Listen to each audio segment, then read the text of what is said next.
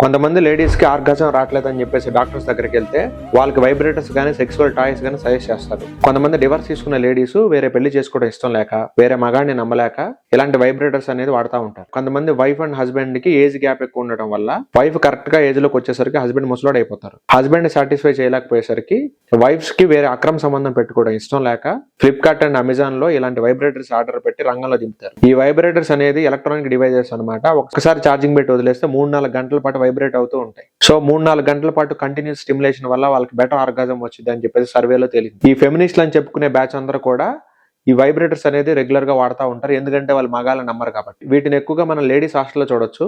ఒకవేళ మీ అమ్మాయి కనుక లేడీస్ హాస్టల్లో కనుక ఉంటే ఒకసారి ఆ అమ్మాయికి ఫోన్ చేసి అడగండి, మీ రూమ్ లో కానీ మీ చుట్టుపక్కల రూమ్ లో కానీ ఎవరైనా వైబ్రేటర్స్ కానీ సెక్షువల్ టాయ్స్ కానీ వాడతారా అని. ఖచ్చితంగా అవును వాడతారనే చెప్తుంది.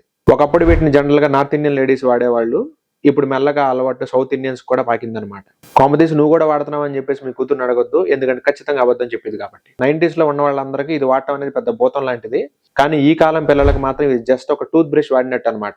ఈ వైబ్రేటర్స్ అనేది ఎక్కువ వాడటం అలవాటు చేసుకోకూడదు. ఎందుకంటే 3-4 అవర్స్ పాటు కంటిన్యూస్ గా స్టిమ్యులేట్ చేసుకోవడం వల్ల రేపొద్దున పెళ్ళైన తర్వాత మగాడేమో జస్ట్ 15 to 20 minutes మాత్రమే బెడ్ లో సస్టైన్ అవుతాడు. సో వాళ్ళకి ఆర్గాజం రాదనమాట. ఈ వైబ్రేటర్స్ ఎంత తక్కువ వాడితే అంత మంచిది అనమాట.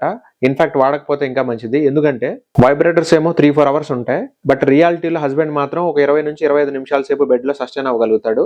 ఈ రెండింటికి కంపేర్ చేసుకుంటారనమాట. గుర్తుపెట్టుకో, ఈ వైబ్రేటర్స్ గానీ సెక్షువల్ టాయ్స్ గానీ హ్యూమన్ పర్ఫార్మెన్స్ మీరు అసలు కంపేర్ చేయొద్దు. ఎందుకంటే వాటి సైజ్ వేరు, వాటి స్పీడ్ వేరు, వాటి రిథం వేరు. అవి జస్ట్ మెషిన్స్.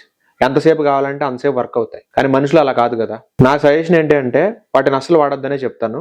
ఒకవేళ మూడొచ్చిన ప్రతిసారి కూడా లవ్ అనే పేరుని అడ్డం పెట్టుకుని అబ్బాయిల్ని ట్రాపుల్లోకి దింపి సెక్స్ చేయాలని కోరుకునే ఆడవాళ్ళు అలా అబ్బాయిల జీవితాలతో ఆడుకోవటం కన్నా ఇలాంటి సెక్స్ టాయ్స్ వైబ్రేటర్స్ వాడుకోవడం చాలా ఉత్తమం.